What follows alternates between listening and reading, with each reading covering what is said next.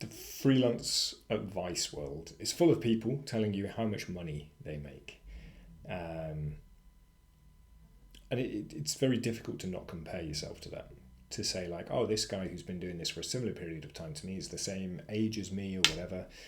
He's now making, $5,000 per day, or his project fee is $15,000, and I'm over here charging like $100 for a blog post or something. It's very easy to compare yourself and to feel like you're wanting more and that you should be deserving of a higher fee. I know exactly what it's like because a couple of years ago I developed my own course, Freelance Business Blueprint, which goes through everything that a new freelancer needs to know. I should also say, don't worry, this isn't a plug of the course. I'm going to get onto the sad bit just afterwards, so stick with me. Goes through everything a freelancer needs to know on how to build a great website through to negotiating with clients and getting higher fees and all of this sort of stuff. I did everything that I was told to as well, by the letter. Beta testers who helped me outline the course. They helped me do edits and improvements upon the course. I did pre-launch sequences, launch sequences, and at that time I was following a lot of guys and girls who were doing incredible things with courses. These people were charging, thousands of dollars, and they were selling courses to hundreds of people, making high six figures, sometimes seven figures off a single course launch. And I was like, wow, these guys. I followed all the advice that they've given me. I've taken courses on this shit, and I'm ready. And in my unparalleled arrogance, I thought that I would be able to not quite mimic and mirror exactly what they'd achieved, but I'd be able to achieve a reasonable level of success. So there was somebody at the time who did a course launch that made, I think, 150 grand, and I was like, 10%, I could do 10% of that. At the time I had a reasonable sized email list. The product itself was a much lower price than the competitor, so I thought that I'd get the quantity through because it was a nice cheaper offering. And I did the first course launch and I was so pissed because I made $500. I was like, I'm going to make 15 grand off this. I made $500. I did the second course launch and I made I think it was $1,000 or $1,200. So, maybe $1,500 was made in total of two course launches a few months apart. I was so pissed. So much so that, I turned my attention to other areas of my business because I was so angry that I'd failed or that I deemed this a failure. And I went to where I knew that I could easily earn more money with a faster turnaround with client work.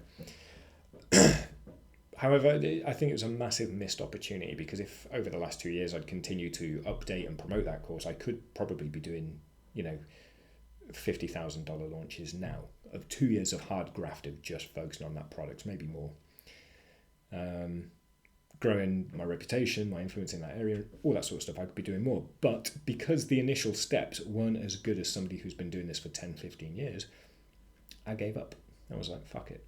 I'll go work for clients because I can charge them a couple of grand a month on retainer, get a couple of them in and I'm set, I'm happy, which is ridiculous. And yeah, I do thoroughly regret it now.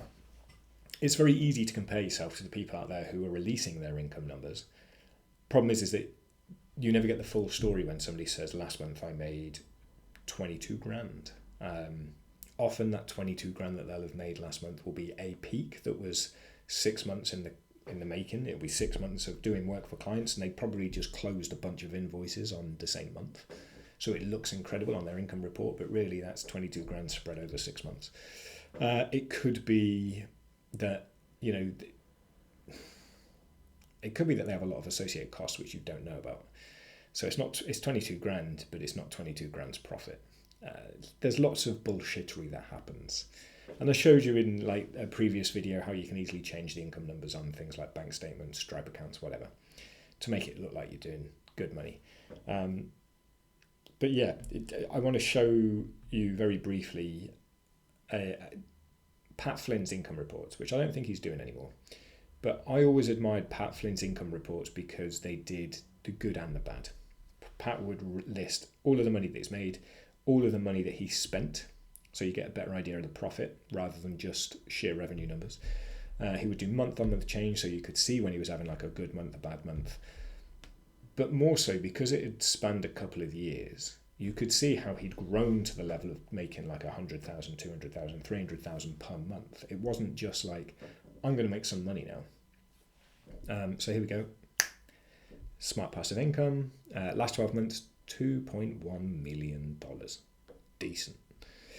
But memory serves, yeah, this one's from December 2017. So he made $167,000 and it was down 21% on the prior month. 230, perfect, you see. But if you scroll all the way down to the bottom, you see these numbers get smaller and smaller and smaller. Oh shit, a 0 month. Oh. So he started off doing these at just under $8,000 a month. And $8,000 per month will have you just under a 6-figure year. That will have you at $96,000 for the year. Of course, it goes up, and it goes up and up and up, and up and up, and then it's down. It's up, it's up, it's down a lot, and it stays down a lot for a couple of months. But you see what I mean? Like a lot of people will take this here. Where's this highest one out of them? So 26 grand, 30 grand. And we'll say, oh yeah, I make 30 grand a month.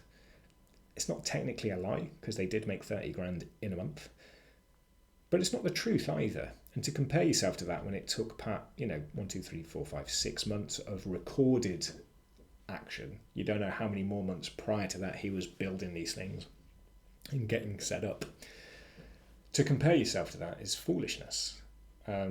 It's a surefire way to become very demotivated because you're not doing the same numbers as these people who have been doing it for a much longer period of time.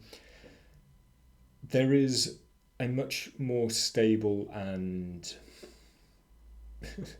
I don't know what the word would be, but a way to preserve your sanity doing this. I was talking to my accountability partner actually yesterday, and he's got this new idea for a new sort of product that he wants to launch. And we were talking about how he can focus on that and what is a reasonable goal. Now, we could have gone in and he could have gone in exactly like I did a couple of years ago and gone, I want to make 10 grand by the end of the month because he has the audience and he has the product that they want. Thing is, that's unreasonable because if he's not tried to sell to that audience before, the likelihood of them just going like, oh shit, sales promo, wonderful, just what I wanted. Very thin, very slim. So we set the very achievable goal that by the end of this month, which is October, he has to make $100. It's a small amount of money. It's not going to pay bills, but it's proof of concept, right?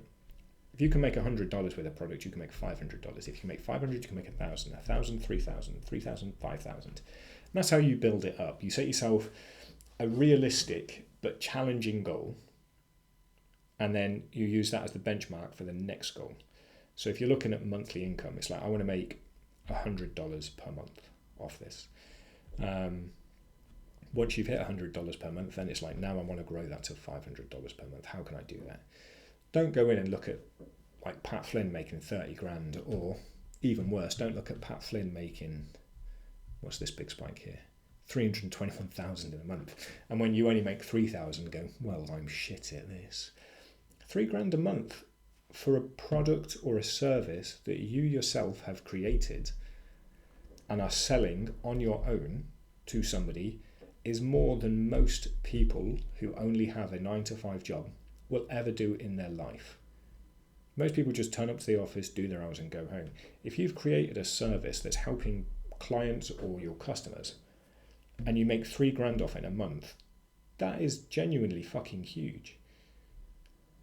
9 out of 10 people in the world won't ever do anything like that because they just want to turn up, get paid for their hours. You'll have created something. You'll have sold it.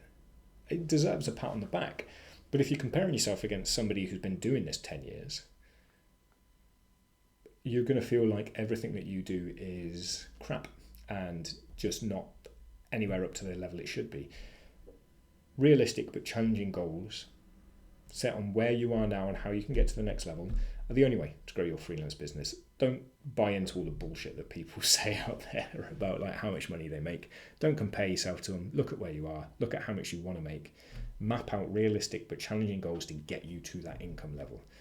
And then obviously once you start falling short of your goals, then you've got to assess what you're doing and how you can make it better. It's a story for a different time. This one's all about money and how you shouldn't really be comparing yourself to these sort of people. Definitely learn from them, but don't compare your successes against theirs. Realistic but challenging goals, and then lose yourself in the work and enjoy it. That's it for today. I've got one more idea for money that we're going to go through, and I think that'll tie up these little money overviews until the next time that we come back to it. So speak soon.